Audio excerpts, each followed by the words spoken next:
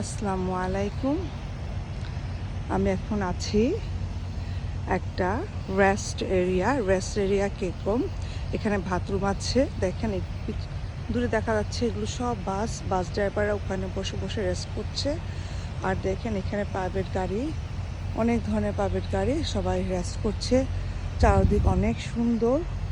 তো আমেরিকার এক স্টেট থেকে আরেক স্টেটে যাওয়ার জন্য যাতে মানুষের কোনো রকম অসুবিধা না হয়, বিভিন্ন রকমের এখানে হোটেলের অ্যাড্রেস, হোটেলের কুপন আছে। তারপরে দেখেন রেস্টুরেন্টে বয়েজ অ্যান্ড গার্লসের সেপারেট করে বাথরুম রয়েছে।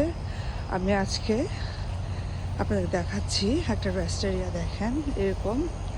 তো বিভিন্ন স্টেট থেকে এক জায়গা থেকে যেতে আরেক জায়গার মধ্যে এরকম থাকে।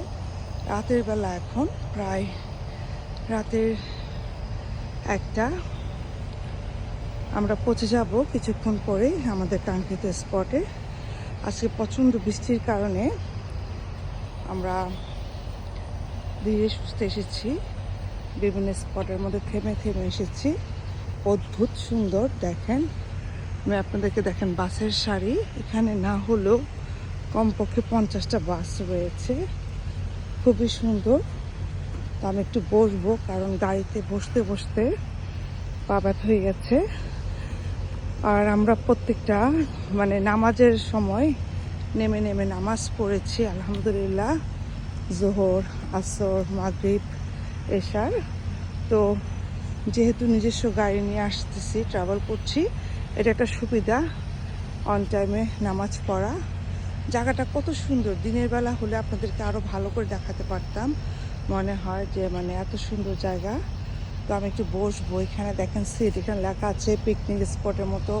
আপনি এখানে বেডশিট বিছিয়ে এত সুন্দর করে ফ্রি।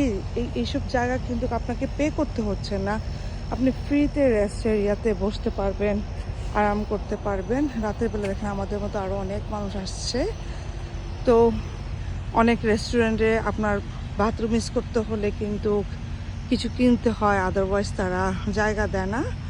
তো এখানে কিন্তু সেরকম কিছু না, কোনো রেস্টরুম নাই। দেখেন দূরে সবগুলো মোর দেন 50 বড় বড় ট্রাক, ট্রলি এক স্টেট থেকে আরেক স্টেটে যখন মাল নিয়ে যাচ্ছে, তাতে সবগুলা গাড়ি 1 বাই 1 এভাবে। এত সুন্দর মনোরম পরিবেশ, মন ভালো না হয়ে থাকা যায় না। পার্কিং লট দেখেন, এখানে হ্যান্ডিক্যাপের জন্য আলাদা করে স্পট দেওয়া আছে, রিলিং দেওয়া আছে, যারা হুইল চেয়ার করে আসবে যাতে স্লাইড আপনার হেঁটে যেতে পারবেন। এখানে স্লোপ দেওয়া আছে,